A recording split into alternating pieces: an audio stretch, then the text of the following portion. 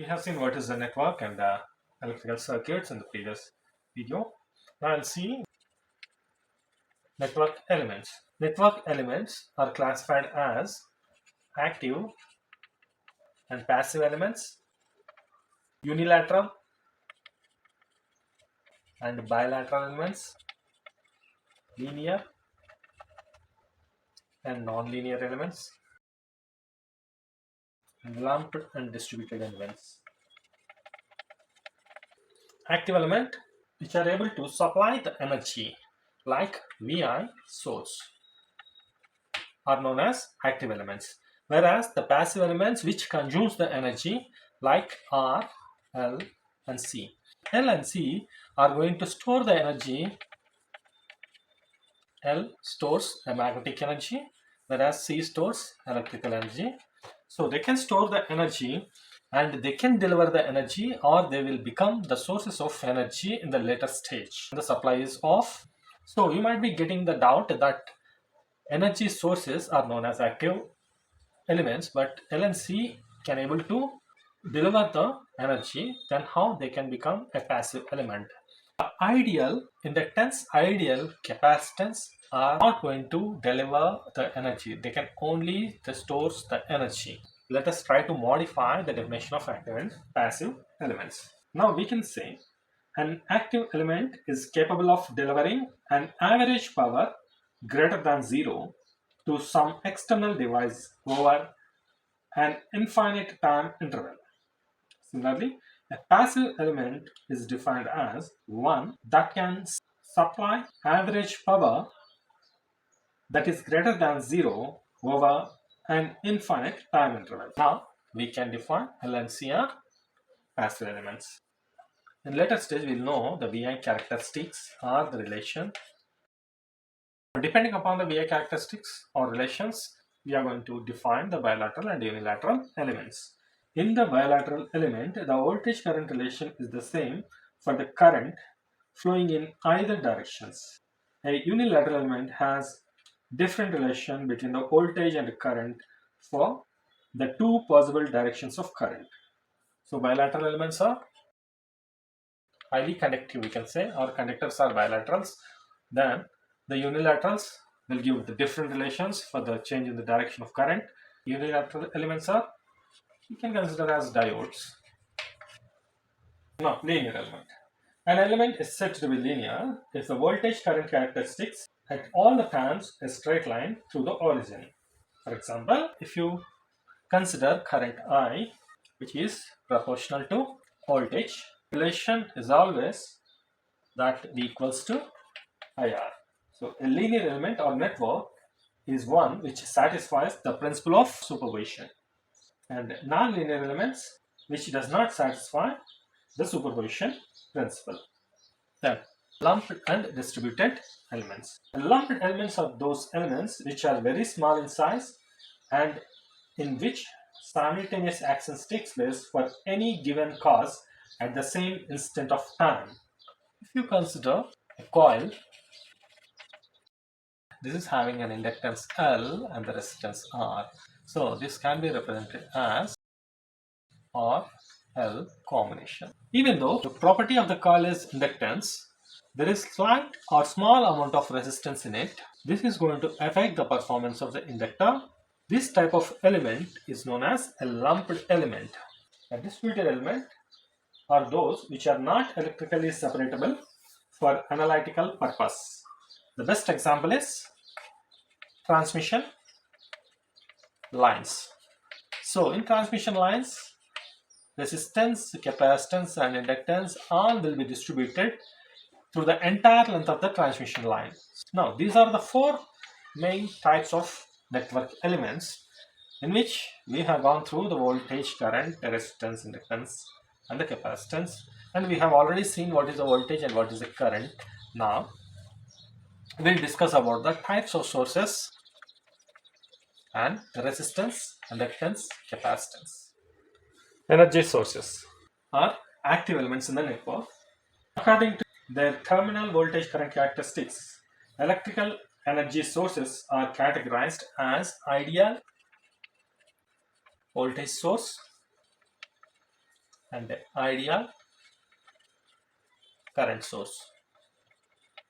Ideal voltage source is represented like this: Vs, the positive and negative. Then this is the direction of I. So an ideal voltage source is a two-terminal element in which the voltage Vs is completely independent of the current Is through its terminal. The VI characteristics for this is, or the relation between I as well as Vs. If you consider for 0 I and for increasing the I, the voltage is always a constant.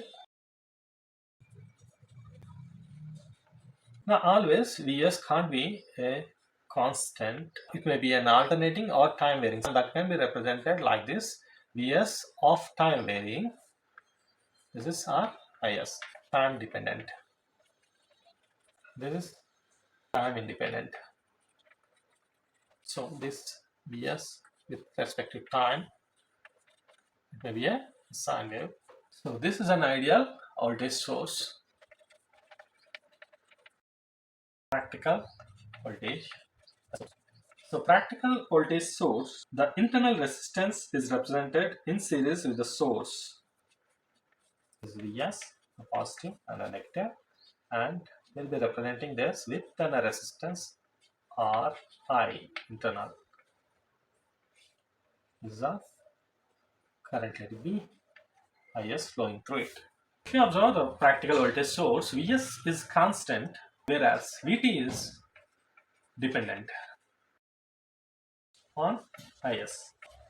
So if you see the Vi characteristics, Is, this is let it be Vd. Now the relation Vt equals to Vs minus R internal Is. When the Is is 0, this value is 0, then Vt equals to Vs. As the Is increases, the second term value increases, then Vt is going to decrease. But whereas this is a Vs, but this is a Vt. So this is the practical voltage source. Ideal current source is two-terminal element in which the current Is completely independent of the voltage Vs. Is or time dependent Is of t, you can consider both, and this is the voltage at the terminals Vs. VA characteristics of this: V of S, I of t, and this is our ideal current source. It is completely independent of Vs. Simply the practical current source. The practical current source I is represented with a parallel internal resistance. This is Ri, this is Vs. If you observe, this is our I of S, I of t. You can write the relation. Even I of S is a constant magnitude or a sinusoidal. I of t depends on Vs.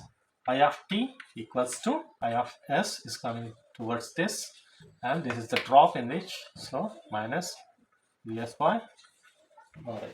This is Vs and this is current I of t. When Vs is 0, this term will be 0, then I of t equals to I of S.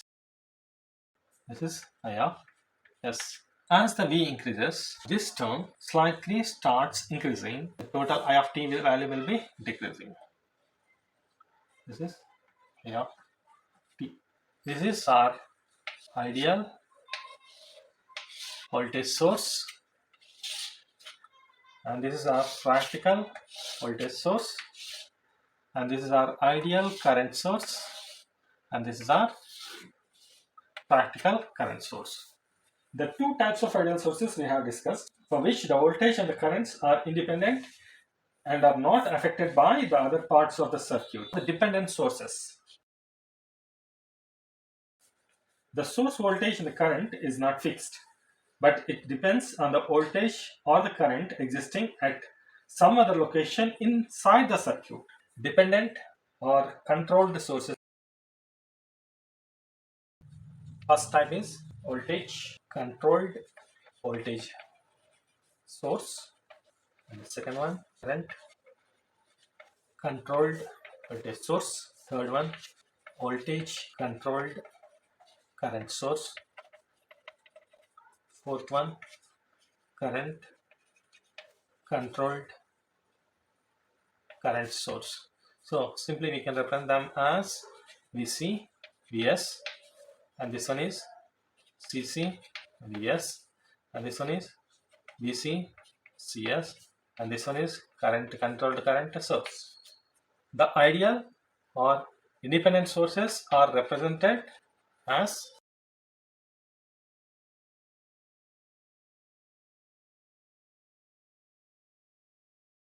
dependent voltage source is represented a diamond shaped symbol. You can say plus and minus of Vs. This is controlled voltage source. Similarly,